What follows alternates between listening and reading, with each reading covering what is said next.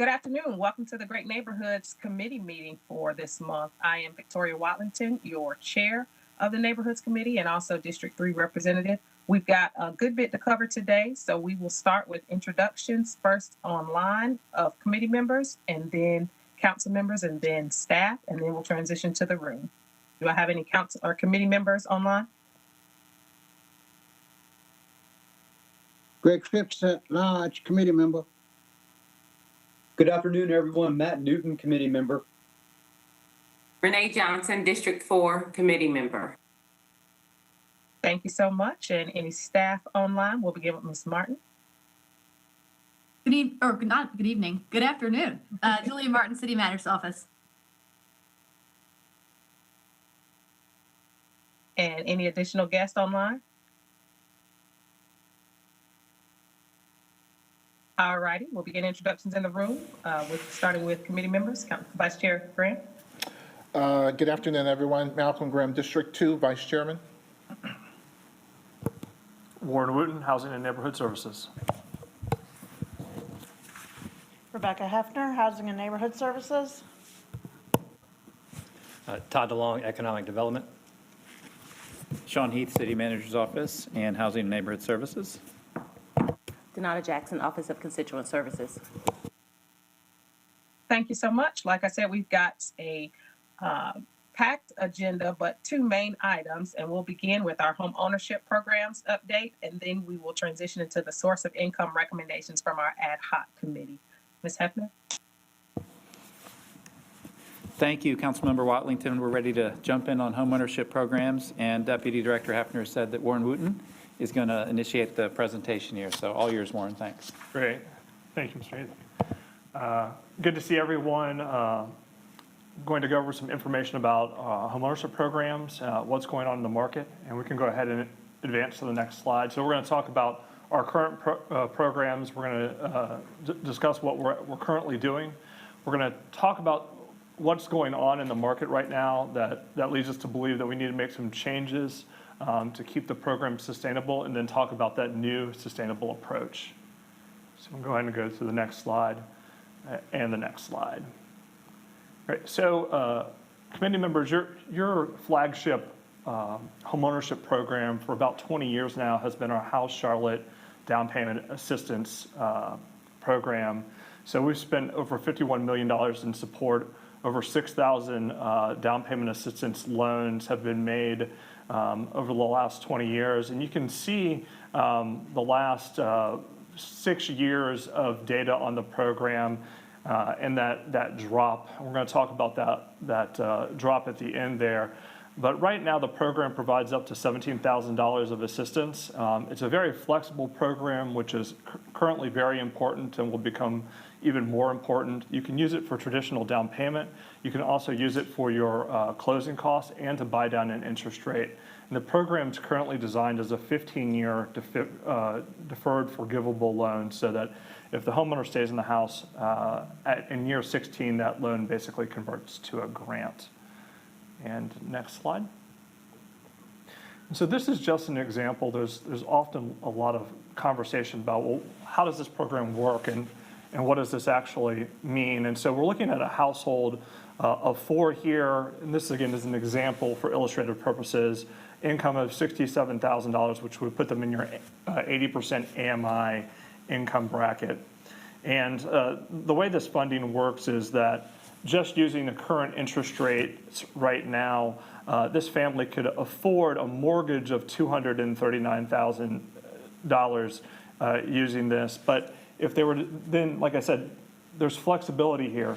They could use the money for principal reduction, which would allow them to get that amount that they could actually purchase up to $260,000.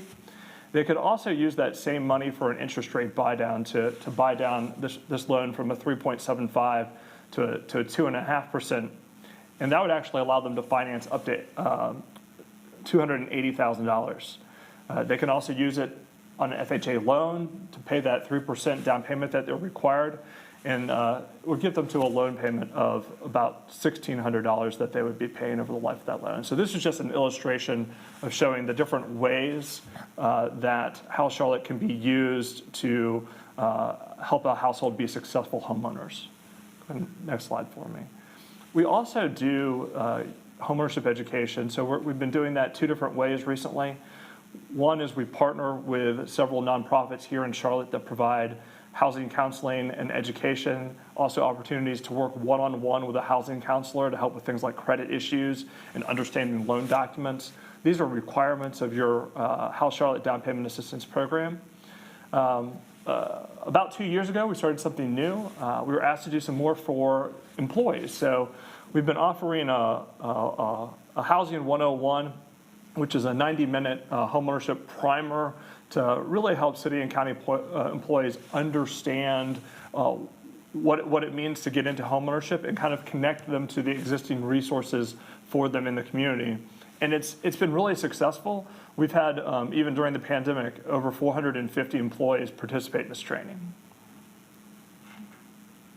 A newer program, so this came out of your 2020 budget, was the Acquisition, Rehabilitation, and Resale Program. So with this funding, we've been working with two partners to purchase homes, vacant homes off of the market, renovate those homes, and then resell them to low and moderate income buyers. With the amount of money that was allocated for this program, we were asked to do 12 of these units, but because we've been able to recycle the money back into the program, we're currently at 20 and counting. And so there's an example on the screen of one of the homes in the program.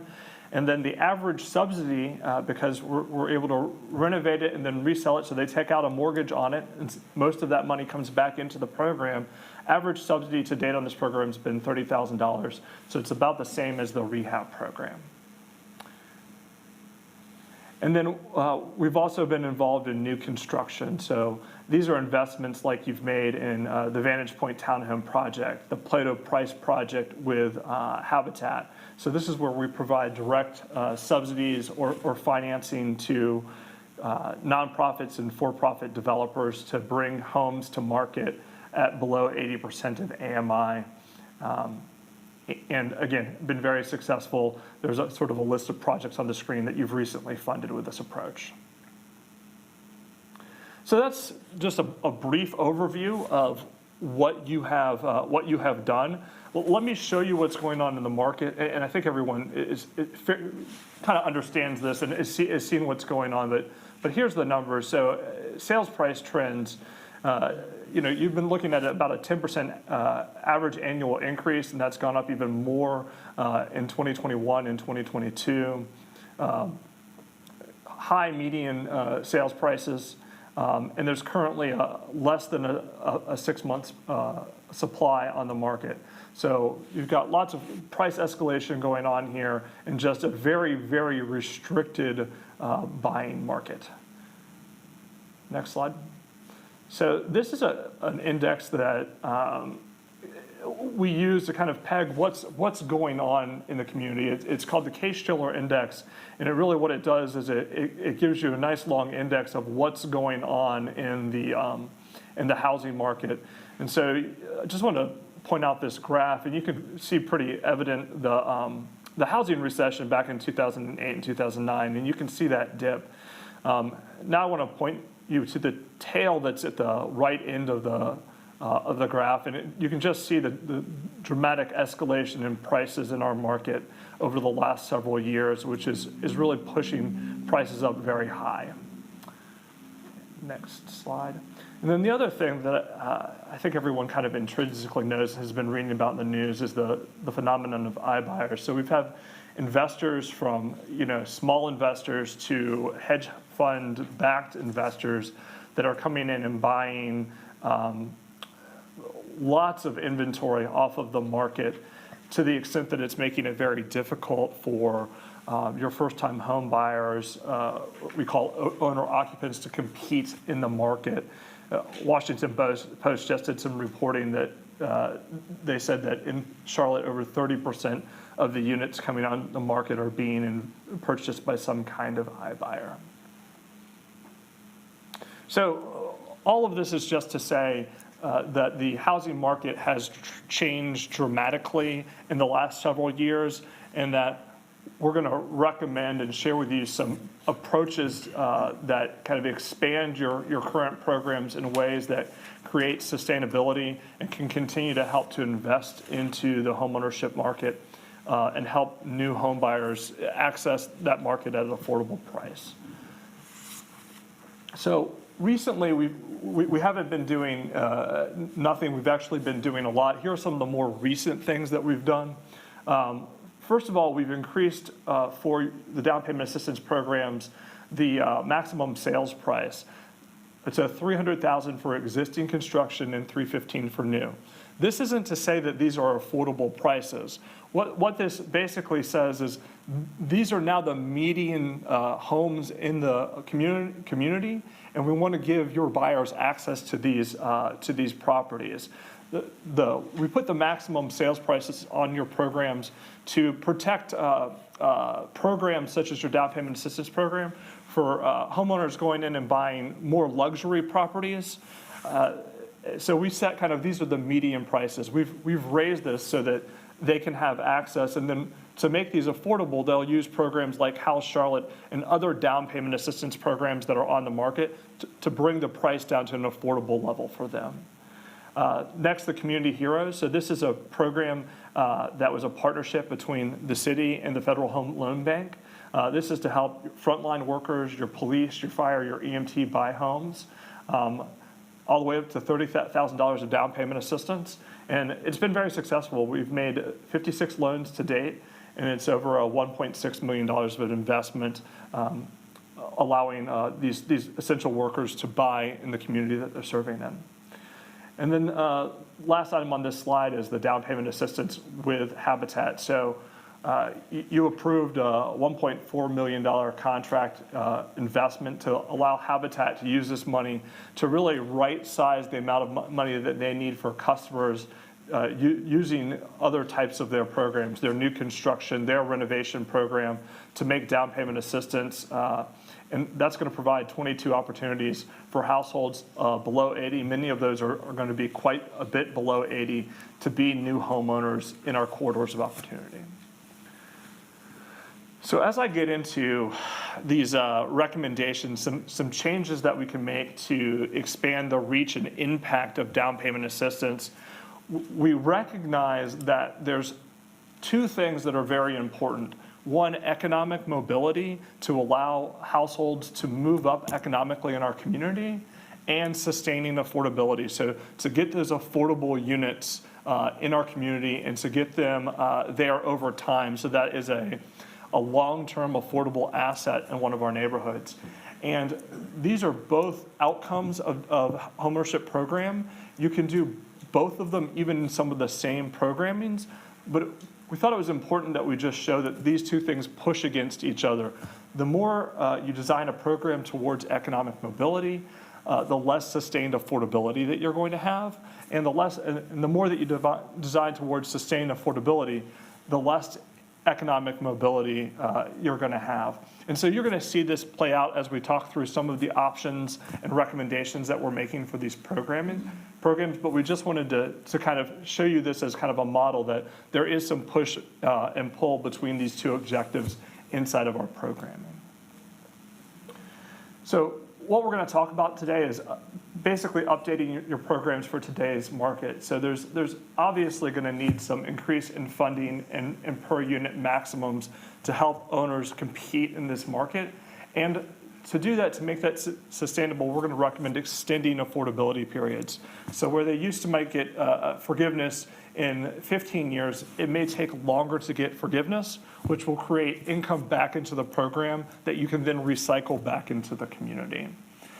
Recommendation of expanding the acquisition, rehabilitation, and resale. And again, this is an access program so that our partners can secure more single-family homes so that buyers have access to these properties and they're not competing every single time with an investor to buy one of these properties. And then expand resources for new construction. Again, a very viable way to bring new houses to the market.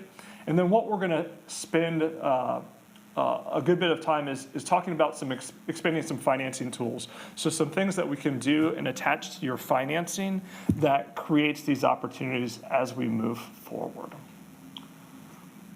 So expanding these financing tools. So I'm going to talk about three of them.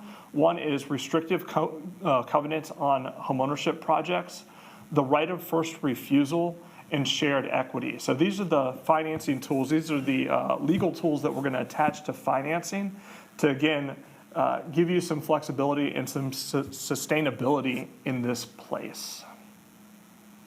Next one, please. Next slide. So this is just an example of restricted covenant. So this is something that when we do down payment assistance, it's an add-on. It's a document that we can add on to one of our projects, including the down payment assistance program, that requires ownership in this property be extended for 30 years or a given set time. So that what happens, and what this is different than with just the loan, is that, and this is an example, you see the home purchase here in that we attach the loan to the property. This is your down payment assistance product that's helping this home buyer get into this property.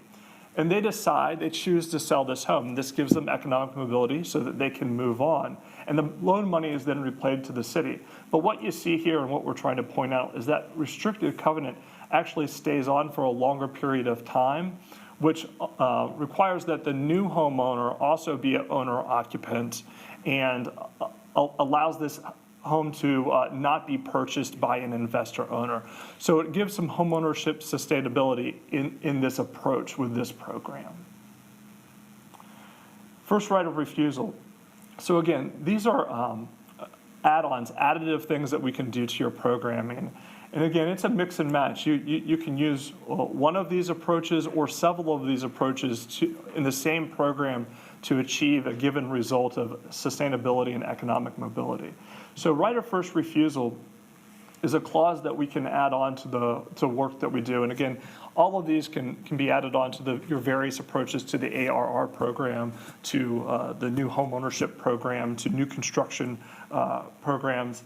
In this case, what this allows the city to do is if during the period of affordability, the homeowner would like to sell that home and move on to another home, this gives the city the ability to step in as the buyer of that property so that that property doesn't necessarily go back onto the market, get sold to an investor. This allows the city or one of its designate to actually purchase that home back and then reuse that home in another homeownership opportunity. So again, this gives the city more flexibility and the ability to have some more control over what happens with its homeownership related programs.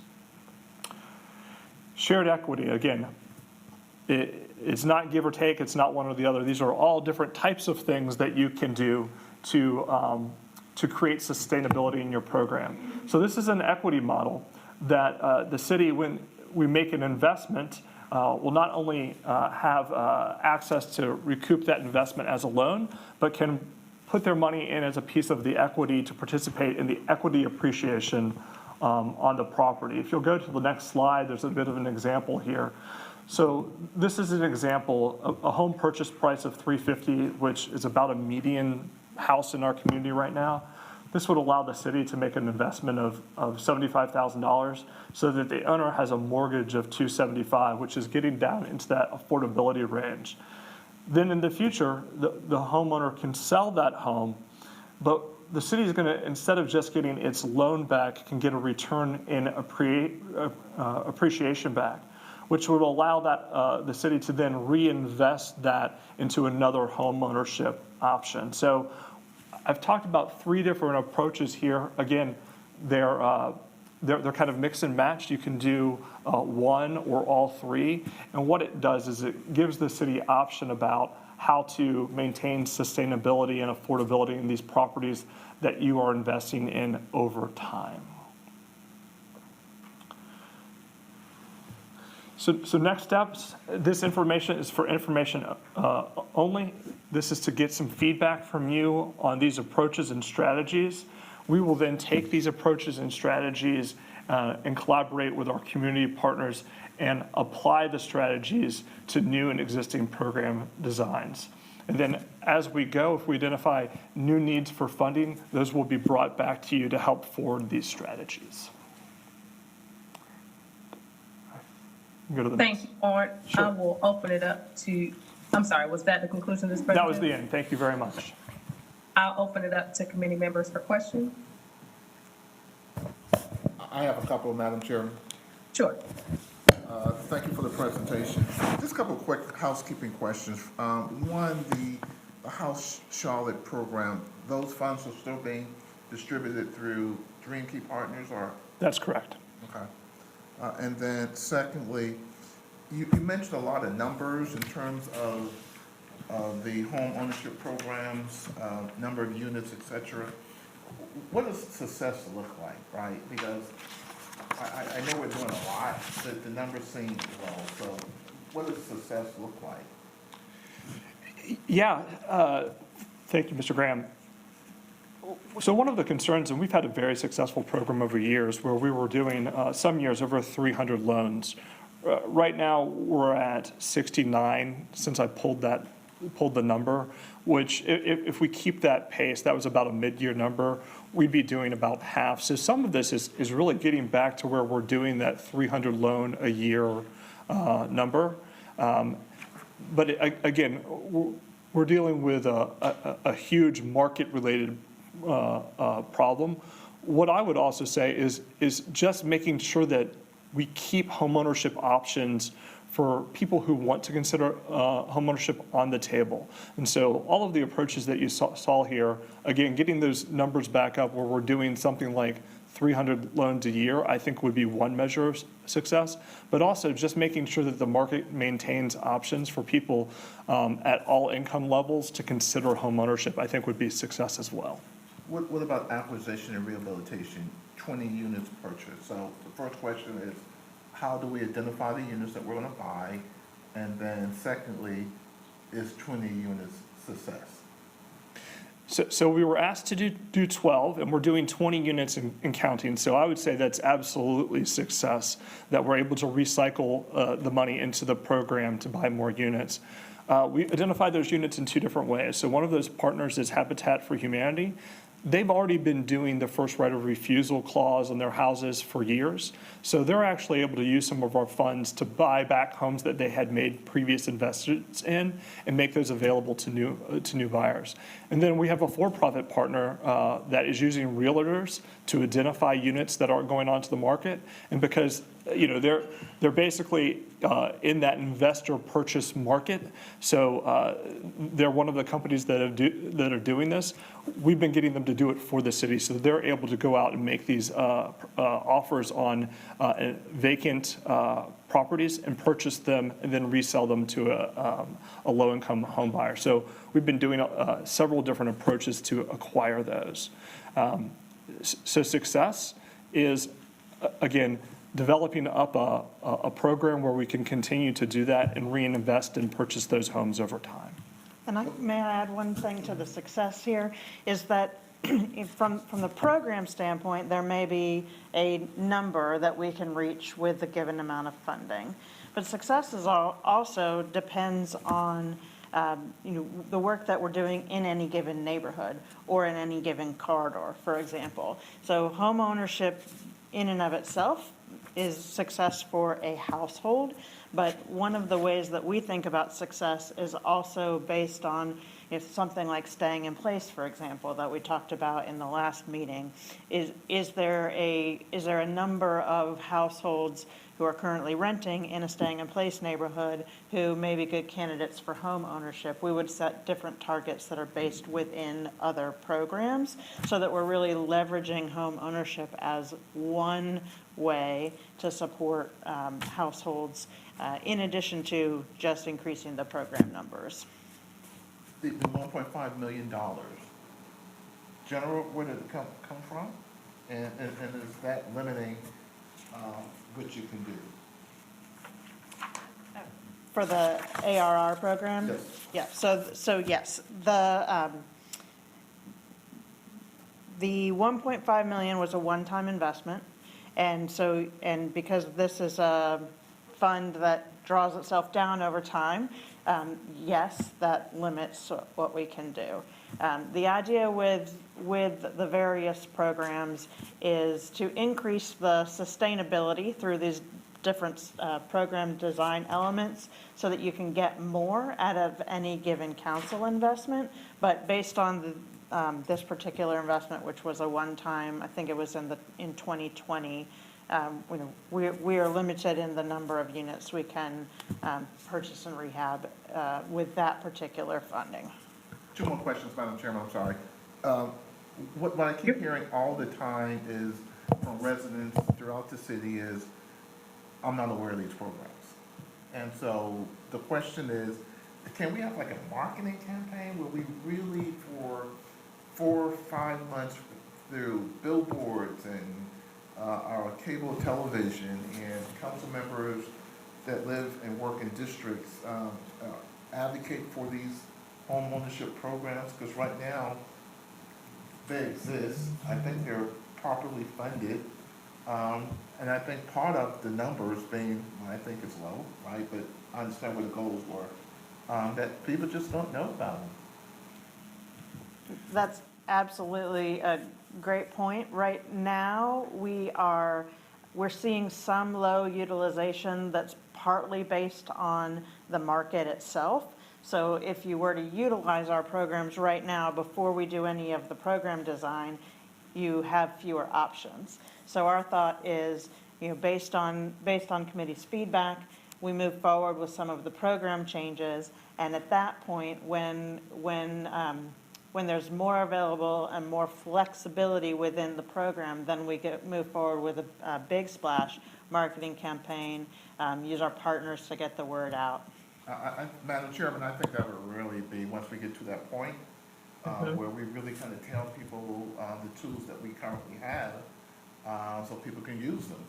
And I think that's a part of some of the issues that I have. One last question, I'll give up the floor. The Housing Trust Fund, in terms of utilizing those dollars and city-owned land for new construction, is that a part of the strategy moving forward? Can it be a part? Obviously, I believe we need to look at the whole housing trust after 20 years anyhow, right? That's a different conversation, right, in terms of how we utilize the money. And I believe it's another conversation. I think we need to increase the bonds.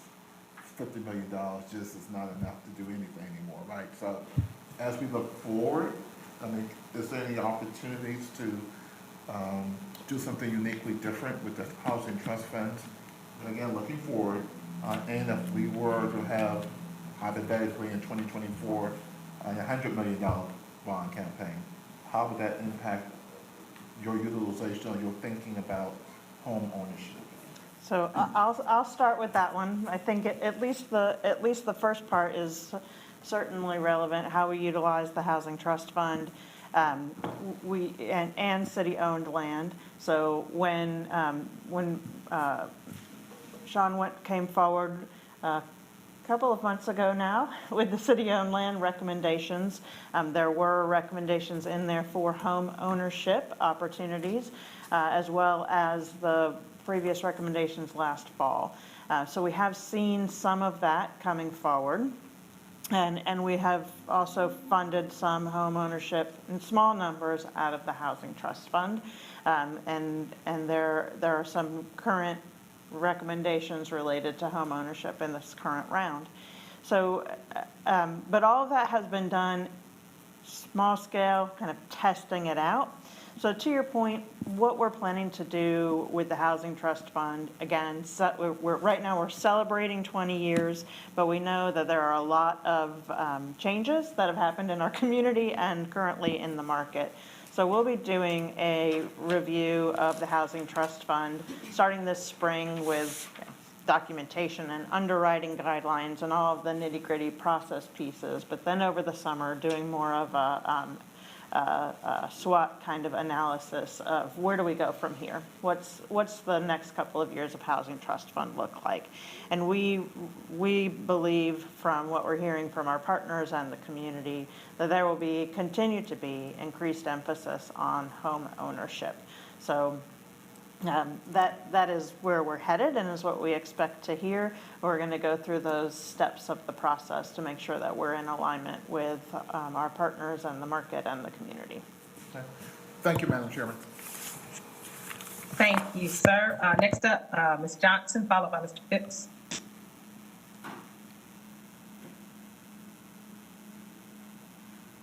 Thank you, Madam Chair. One of the things that we hear about in this price point is residents competing with corporations or investors. And these are great tools. Thank you for the recommendations. I'm excited that the values are increasing. But realistically, how can we help buyers compete with corporations? I've said before, the house across the street for me sold. I didn't even see the for sale sign. I saw coming soon, and it had been bought by an investor, and the rent increased to $2,300 a month.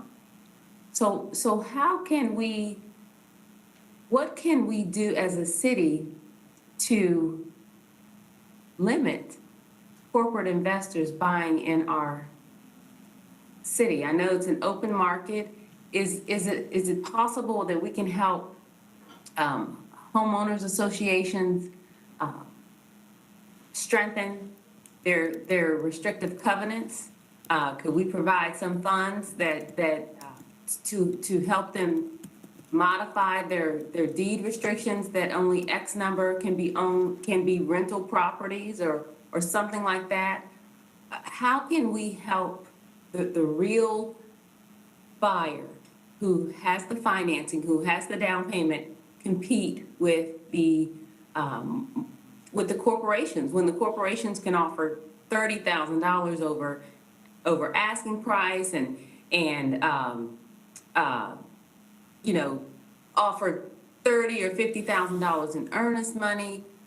And I know this is a tough question because it's an open market and this is America, but that is what's driving our market, and we know that. So is there a way that I don't know if there's an ordinance from the city, or again, if we could help neighborhoods strengthen their deed restrictions, or something like that? Has there been any thoughts about that? And I know that that's what these changes are designed to address, but realistically, even with these tools and these increases, it's hard for the average person to compete with a corporation. That's my first question.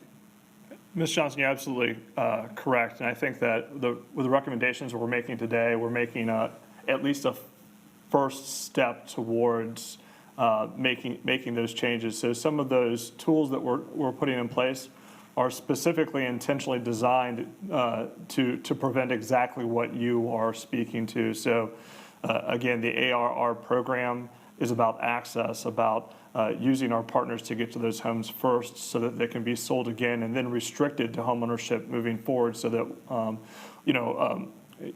nothing against rentals. We have some great landlords in this community. There's some people that want to rent, but there's also people that want to buy. And so by using some of the tools that we've recommended today throughout our program inventory, you're slowly going to see an inventory of units that have those restrictions build up over time as the programs, the ARR program, the down payment assistance program, the new construction programs continue to bring units to market. I don't think that we've looked into what we can do more holistically in terms of helping communities. We have a great community engagement group that works on the ground with our neighborhoods day in and day out. But I think that's certainly a conversation that Ms. Hefner and I can take back to our legal staff to talk about what other things can we do to support more holistic homeownership in some of our urban core neighborhoods that do not have those protections like a lot of our communities do that have HOAs that are farther out from the city core. So I think that the answer today is we really don't know, but we're certainly willing to have a conversation with our legal staff to find out what more we can do to support them.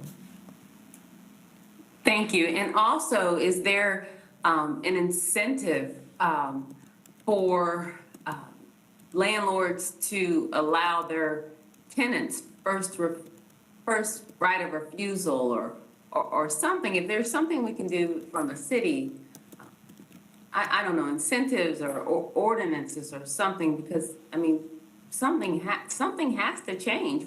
People are being priced out of this city because of this corporate buying.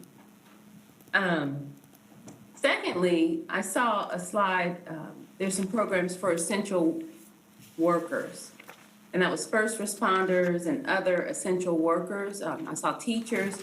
I wanted to know, our city staff, if our city staff, such as the individuals who work for city water and the sanitation or even grocery store employees, we learned that a new definition of essential workers during the pandemic.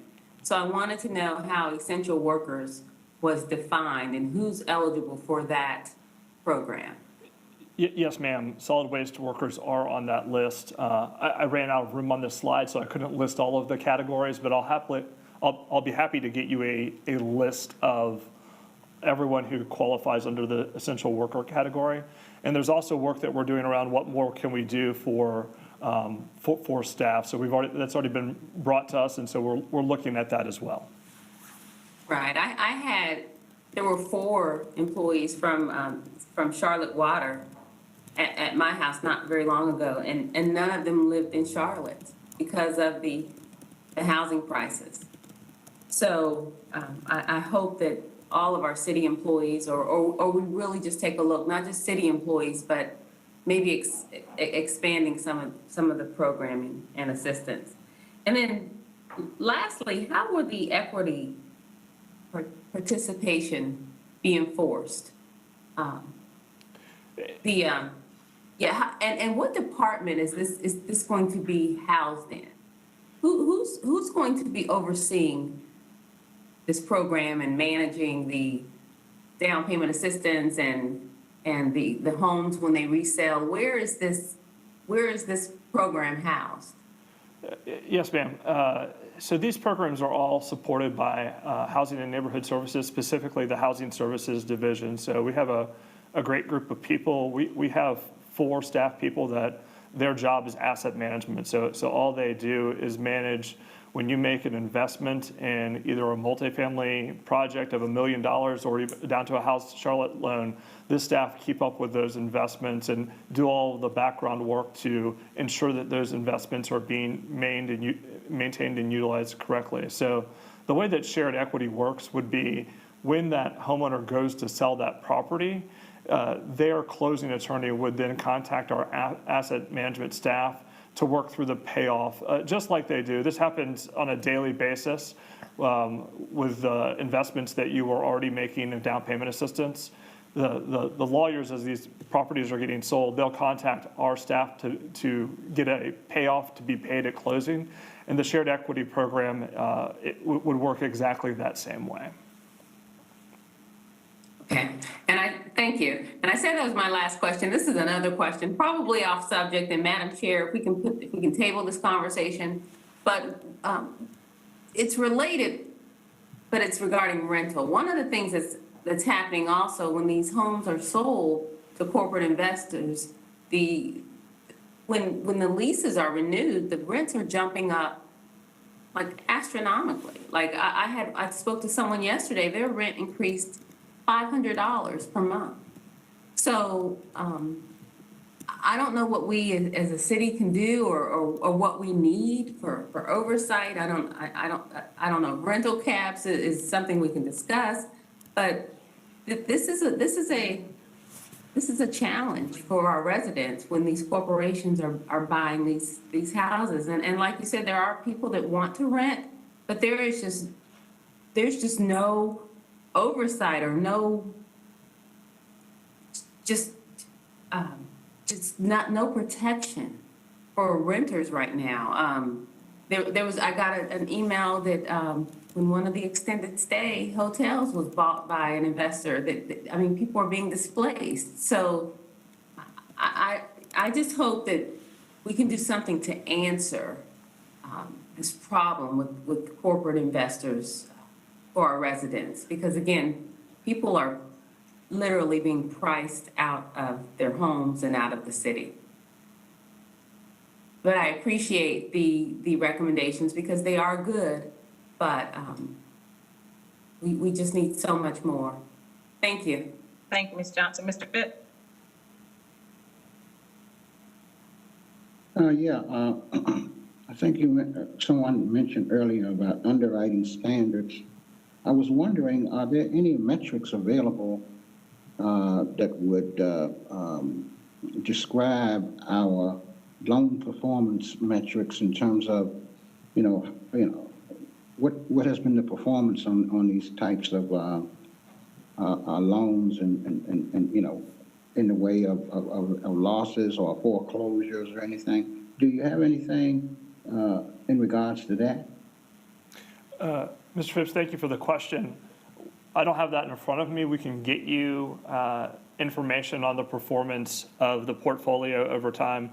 What I can tell you is that during the downturn when we were in recession, we did make a significant numbers of participating in short sales where we had to write off portions of these loans.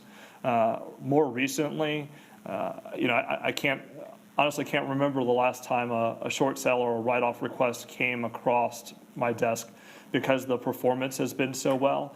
So when we utilize your down payment assistance dollars, these were all with loan companies that we have vetted prior to participating with them with down payment. So we vet them. They're 30% fixed loans. We do everything that we can to make sure that people that come through your down payment assistance program are not subject to any type of predatory lending. We have an interest rate cap where they can't charge the buyer any more than a certain level of interest when they're participating in the program. So we've done a number of things to ensure that you are investing in down payment assistance with reputable companies and with home buyers who are ready for the home ownership process. That's again why we require the counseling. It's a very critical part of the process because for many of these families, this may be their first time that they or anyone in their family has become a home buyer. Truly, you do make some first-time home buying happen here in Charlotte, but we can get you some statistics over time about what we've had to write off in the past. Thank you. Thank you, Mr. Phipps. I've got a couple questions myself. The first one is similar to some of the previous questions in regards to how to increase housing stock. And I'm wondering if, as we talk about partnering with organizations like Habitat for Rehab Repair, have we thought about how to partner with potential wholesalers to even get on level playing field with the private sector to acquire homes from would-be buyers? Because that is one thing that I think about, to Councilmember Johnson's previous point about homes actually being sold without ever going on the MLS. How are we thinking about identifying would-be sellers? Thank you for the question. So one of the approaches that we're doing right now, working with one of our partners in ARR, they are accessing some of those channels when you talk about quote unquote wholesalers where you've got an investor that has a portfolio that's selling those on the market. They have not yet made a recommendation because typically those inventories cost more than we have available to renovate. But I think that through the ARR approach, there's more opportunities there for us to purchase larger portfolios. And again, the access comes with having talent either contracted or on staff to participate in that market. So we've been working with this for-profit company partnering to do this. They have that expertise, and that would be part of the recommendation going forward is continue to work with people that are active in that market and understand it so that we can have access to those opportunities when they become available. Okay. And My one next- thing to add, Ms. Watlington, if I may, this is at a smaller scale, but again, when we have programs like Staying in Place that have a component of really in-depth engagement in neighborhoods, that gives us an opportunity to work with property owners, whether they're longtime homeowners who may want to think about how to preserve their house as affordable housing in that neighborhood when they move on, or, children of elderly parents who know that the house may come on the market at some point in the future, and they want to ensure that it's accessible to new homeowners for that neighborhood. So there are some smaller scale strategies that we also build into our programming, so that we're working one-on-one with residents of neighborhoods who both want to preserve their neighborhood and also pass on housing opportunities to others in the future. Absolutely. I think that goes along the lines of what the Vice Chairman was discussing, marketing not only to would-be buyers, but also to would-be sellers through that one-on-one. The next question I have is just a little bit more in depth. I'd like to understand what we're doing to work with lenders to develop packages or products that first-time homebuyers backed by the city could use to compete in the cash market. Because definitely, I'm happy to see the increase from $17,000 to $30,000. But when we're talking about cash offers on $300,000 houses, I'm wondering what are we done to try to partner with banks to create other products. Sure, thank you for the question. So I think I have kind of two answers for that. One, that's going to be a next step. I think we first wanted to bring this information to you to just make sure that council had a chance to review and comment and give us feedback on the general overview and approach of how we'd like to move homeownership forward. Now that we've done that, working directly with those lenders, especially around things like what we can do for employees, what we can do for first-time home buyers, what we can do for our frontline workers and our essential workers is a conversation. We are already engaged. There's several great products with the North Carolina Housing Finance Agency that are excellent, that bring great rates and bring their own down payment assistance that can be leveraged with your investment to create an even more marketable situation for those first-time home buyers. They still have to do the work to raise their maximum sales prices on their programs. Their program is still at a lower number, so we've been engaging with them on a monthly basis, sharing with them what's going on in our market, so that and encouraging to take those steps to move those numbers up so that their products can be even more effective here in the city. So those are two answers. One, we have some work to do there in terms of now getting into specifics with lenders about specific types of products that we can bring to the market. And then two, the work that we're already doing with HFA to make their program more impactful here in the city limits. Thank you. As I understand it, Fifth Third has been doing some great work on that on the west side. So please definitely reach out. Sure. The last question that I have, a point I wanted to bring up was, as we think about strategic acquisition in certain areas, does that bring to mind or create a situation in which we have to have some sort of locational policy for acquisition, or how are we thinking about that? Thank you for the question. So I think, as Ms. Hefner has indicated, we're not thinking about homeownership or any of our programs in a silo. We're thinking about all of the work that the council is trying to get done throughout the community. We're thinking about neighborhoods and corridors of opportunity. We're thinking about our staying in place communities. So we're thinking about ways to take this work that we're talking about in homeownership and maximizing it for impact in strategic geographies that have already been identified. So I would say that is the first step is really thinking through how this work really combines and intersects to create impact with the other work that you have taking place. And again, you have a great housing locational scoring tool. And again, we haven't thought about that in terms of single family. That's really a tool that you use through your housing trust fund. But I guess it's an open question that Ms. Hefner and I can explore, is what data or what information can the tool that's already been developed help to bring to bear in terms of targeting for our single family work as well?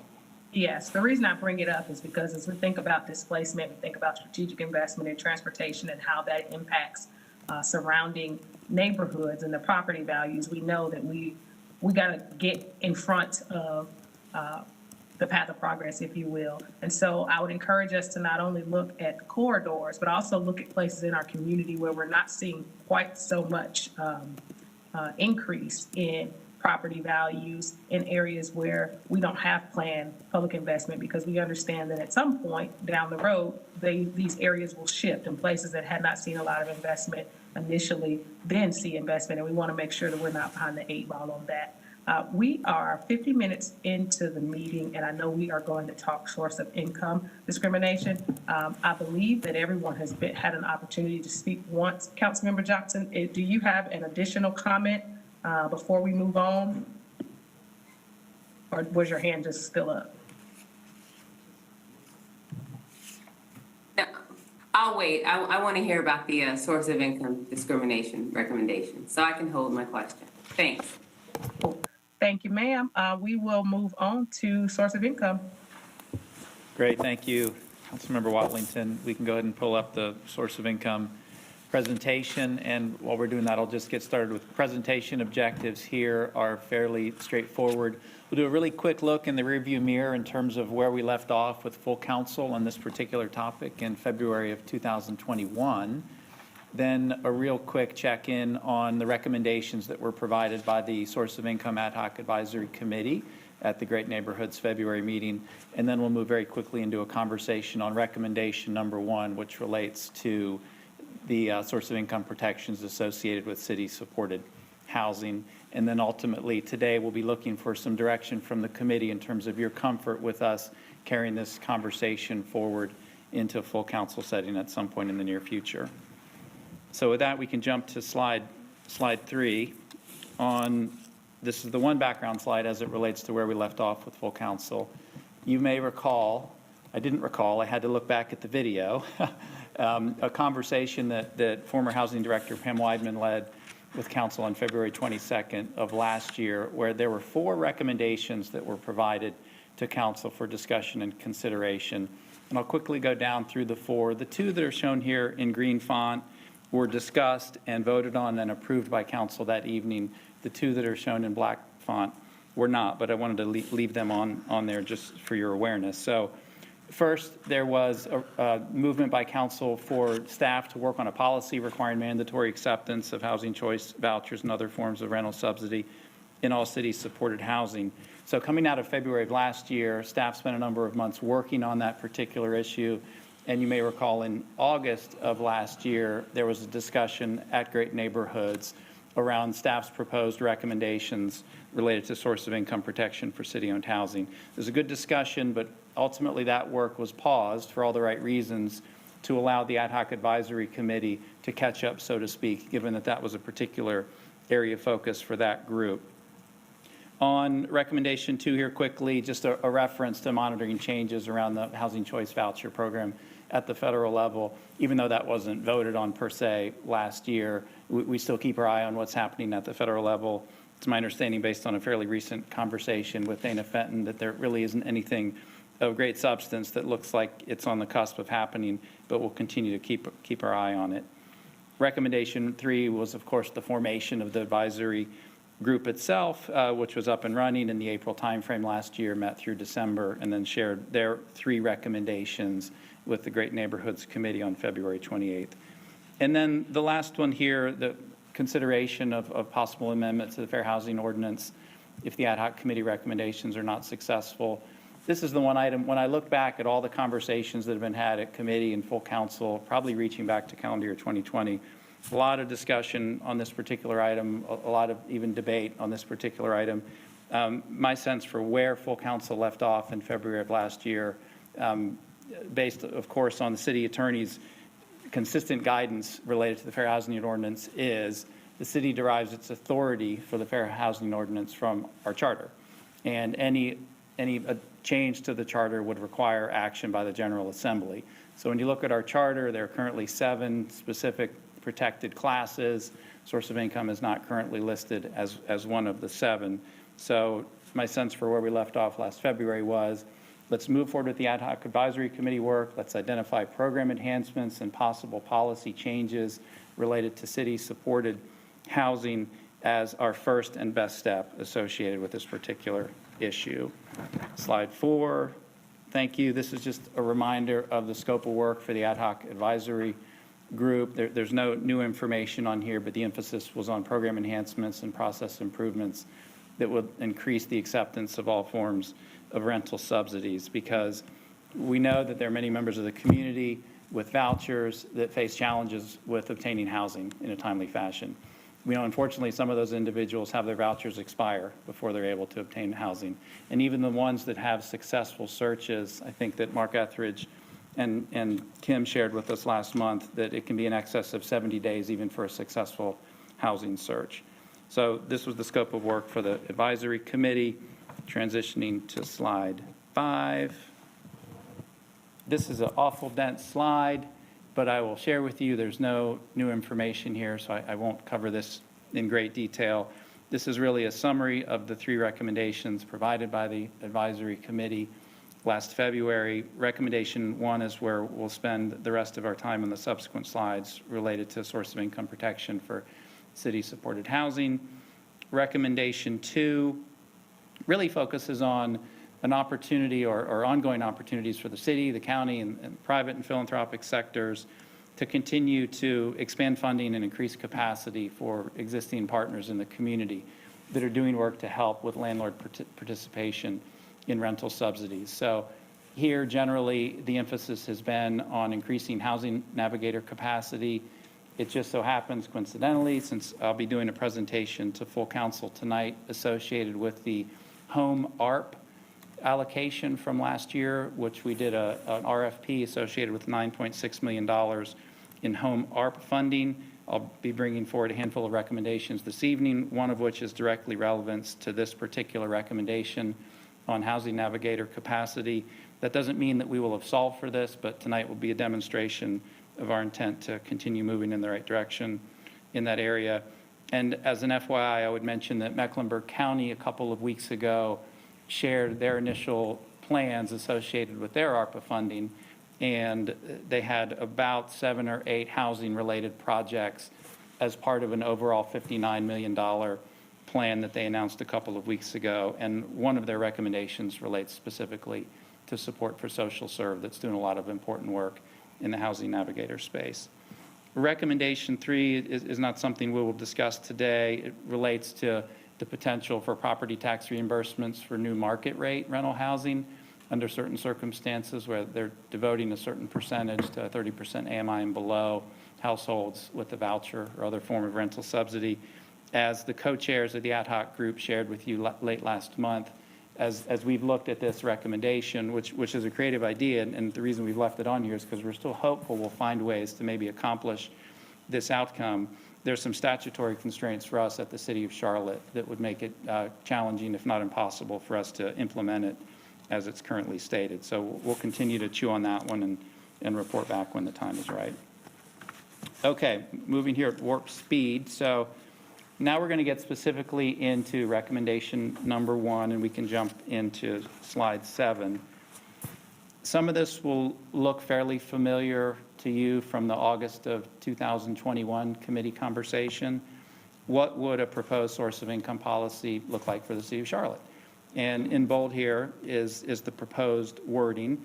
All of the wording here is very, very intentional. I'll go ahead and just read this one sentence. Prospective tenants in city-supported housing developments will not be disqualified from renting a unit based on a refusal to consider any lawful source of income.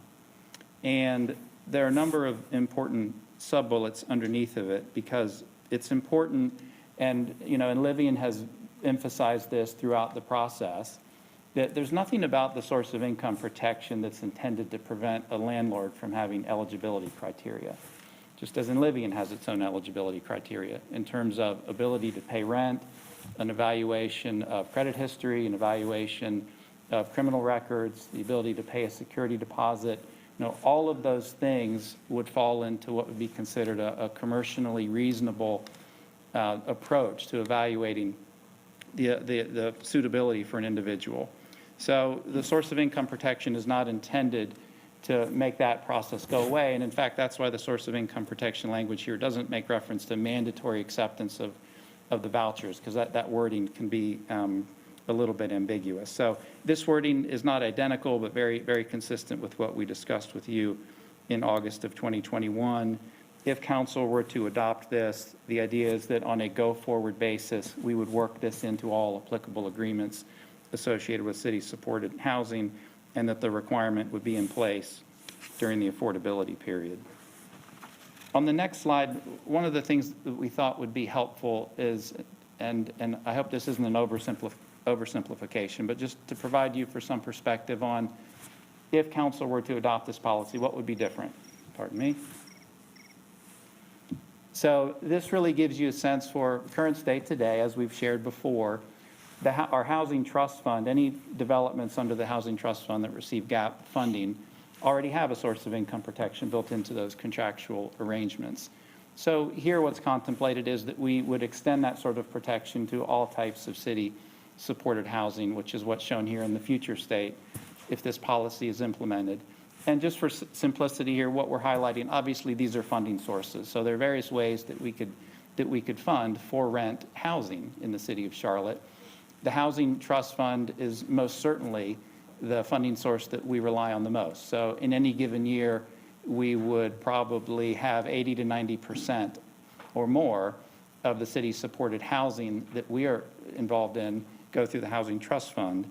But CDBG dollars, HUD home dollars, land conveyance we've talked a little bit about before, and tax increment grants, also referred to as TIGs, would be other examples. So this is really intended to be an exhaustive list of the types of funding sources we rely on to support for rent housing in the city of Charlotte, and a recognition that under this policy, we would take what we have in place now for the Housing Trust Fund and extend it to all of these other funding sources. As a footnote, we make reference to LIHTC because LIHTC-supported developments also have a source of income protection requirement built in as well. One thing that we wanted to do, so Todd DeLong from the Economic Development Team is here today, similar to his participation in the August meeting last year, is to provide a little bit of context on tax increment grants. There are a number of moving parts around tax increment grants, so Todd's going to provide a bit of a high-level perspective on what they are, how they provide value to the city and the community at large, and then housing, sometimes including affordable housing, is built into it. Because really one of the considerations for committee today that we'll be looking for some feedback on is how to handle TIGs as it relates to this policy. In the conversation you had in August of last year, the recommendation contemplated that this policy would only apply to TIGs in the event that there is city-supported housing as part of the underlying project itself. What we're sharing with you today is as a starting point is broader than that, because we wanted to walk in with kind of an all-inclusive view, but we wanted Todd to provide some really good perspective for you so you can kind of work through an informed decision on how to handle TIGs around this particular policy. So having said that, Todd, I'll hand it over to you. Great, thank you. So as many of you may recall, a tax increment grant, or TIG, is one of our most effective tools to encourage and support public-private partnerships in the city. As you're all well aware, that Charlotte has a very long history of successful and effective public-private partnerships that drive and steer transformational projects throughout the city. TIGs are one mechanism in which the city can partner with the private sector to deliver a financially feasible project and at the same time help achieve or further the goals of the city and the community. So how does a TIG work? As part of the partnership, the developer assumes all upfront costs associated with the completed public infrastructure and receives a grant equivalent to a specified percentage of the incremental taxes generated by the new development activity. I could spend an entire committee meeting talking about tax increment grants. I think we actually have before. And so I just try to keep this really brief here this afternoon. But it's really important of what our policy is and how it's actually crafted and the intentionality behind why it was crafted in such a way. So there are a variety of public benefits derived from these partnerships, most notably desired connectivity, public infrastructure, structured parking where needed. And it's also worth keeping in mind that we don't simply provide financial assistance if a developer comes to us and says that there is a gap and they need help. We do not put public support into private development. We do not put public support into vertical construction unless it is actually a public building. So the improvements that may be reimbursed to a developer through a tax increment grant include public infrastructure, public parking, and what we call public assets or buildings, say a fire station, a police building, things like that. So as we look at the, sorry, yeah, thank you.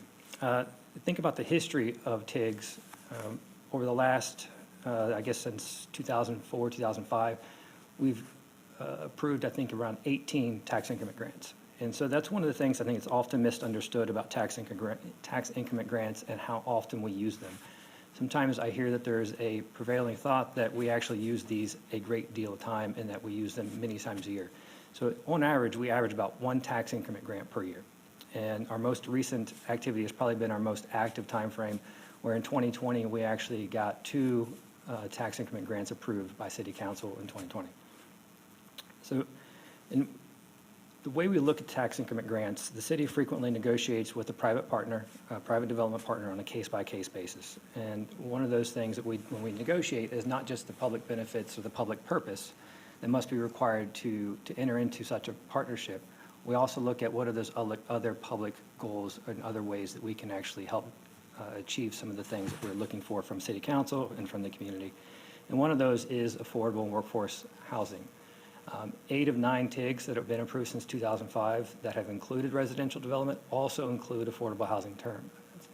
Think of since 2018, we've had actually 4 projects that have included affordable housing terms. It's River District, Ballantyne Reimagined, Eastland, and the Atrium Health Innovation Campus, all of which include some level of affordability requirements baked into the agreements. Now, these are not requirements by the policy. They're just brought into the negotiation because, as we understand, as we're negotiating these terms, that these are things that the council wants to achieve for our community and help further the delivery and supply of housing, and more notably, affordable and workforce housing. Next slide, please. So the flexibility is huge when it comes down to being able to negotiate a project and negotiate an agreement. So the flexibility, which is currently provided for under the policy as it sits today, is really key and instrumental to the success of a tax increment tool. The flexibility allows us to be the most influential when negotiating P3s, whether they include residential or not include residential. Any policies restricting the flexibility actually do constrain some of the effectiveness that we have and the impact of the tool, and it also limits its attractiveness to the private sector. So I can't stress this enough, and I think we went through this in the Economic Development Committee about a year ago when we talked about policy revisions, how can we support additional public goals through the TIG policy, and what we left it with was having that flexibility to deal with a project on a case-by-case basis was instrumental to make sure that we are actually successful in achieving these. Just because something's in the policy doesn't mean that we have to, just because something's not in the policy doesn't mean we ignore it when we actually get into the negotiations. It actually gives us a little bit more room to negotiate some of these positions in these deals when we're working with a private sector partner. And some of the things that we consider as we continue the conversation about including mandatory requirements or increasing the restrictions or requirements into a TIG policy, some of the things to consider is that it does reduce that flexibility in our negotiations. And again, flexibility is imperative to our success in some of these negotiations, particularly dependent upon which location and what that location or development needs. The other thing that I think was something to consider is that the enforcement of some of these mandating, say, a market rate housing manager to accept the vouchers or something like this, it does create some challenges with enforcement and monitoring. One of the reasons I say this is because if we're working with a development, a lot of times when we have an agreement, our agreement is with a master developer, not with a builder. And if there could be a different owner or different builder for a multifamily development who is not party to our agreement, and so it creates some challenges because we are still deriving some significant public benefits through infrastructure or other mechanisms for which we are paying through the TIG. And then how do we deal with that remedy of if a third party or even fourth party developer or manager may, I don't want to say in breach, but doesn't necessarily follow the guidelines that are laid out in terms of the acceptance of vouchers or something else. So there's some things to consider. Every time we talk about expanding or creating more detail around our tax increment grant policy, we want to make sure we are aware of what those implications are, or making sure that we're considering how flexibility is really key in really driving home to what our negotiations really come to in terms of an outcome. And something like this, I think we don't necessarily want to avoid it in our negotiations. I think we can start actually incorporating some of these ideas into our negotiations where they actually are fit best with respect to what's in the development program, the location of the development program, and so forth.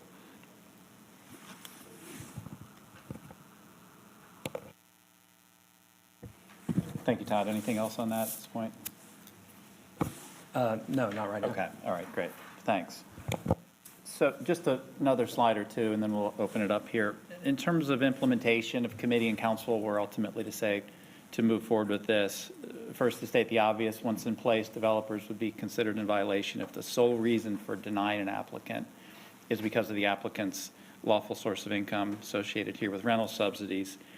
In the event that a resident believes that they've been denied access based on a violation of the policy, they would then initiate a complaint through either 311 or direct contact with the Community Relations Committee. And Willie Ratsford is here today, and he and I have had discussions just confirming what that would look like if we were to adopt this approach. Then the CRC would get involved in terms of conducting an investigation, and then we would need at the staff level develop an enforcement mechanism. And what was discussed last August, I think, made sense in terms of a tiered enforcement model where you're starting with a warning and you're working your way up through possibility of fines, compliance training, and then certainly in certain instances, developers may put themselves at risk of future city funding. Last slide on next steps here. First, maybe just an acknowledgement that as this conversation has been happening with council and committee, that the staff hasn't been standing still and the community hasn't been standing still. A lot of work has been happening in recognition of this issue. Of course, each year when we bring more units online through the Housing Trust Fund, we're expanding the pool of units that already have a policy in place along these lines. We know that partners like Social Serve are really upping their game and developing their capacity, because I want to underscore the importance of models like that where you've got a tenant-landlord liaison that is really providing great value to both the tenant and the landlord. And it's not necessarily fully addressing all the challenges in this space, but I think it's a great way to increase the number of local landlords that are willing to work with these tenants. And it helps these tenants really be in a position where they can be successful. And then last, I would also just acknowledge that InLiving has done a number of things in the last few years in terms of program enhancements and things that they've streamlined, such as moving from, instead of an inspection every year, it's now an every other year rotation, a number of things they've done to move in the direction of more competitive rents, including the things that are associated with higher payment standards and high opportunity areas, and then some incentives that they've built into the model in terms of sign-on bonuses for landlords, and then also risk damage funds, et cetera. So if the policy were approved, we would incorporate this into city contract language where applicable, and then there would, of course, need to be a Get the Word Out campaign here. So I will pause there, and Councilmember Watlington, throw it back over to you. Thank you, Councilmember Phipps. Yeah, are we aware if there are any companion discussions going on at the county level to mirror some of what we're talking about?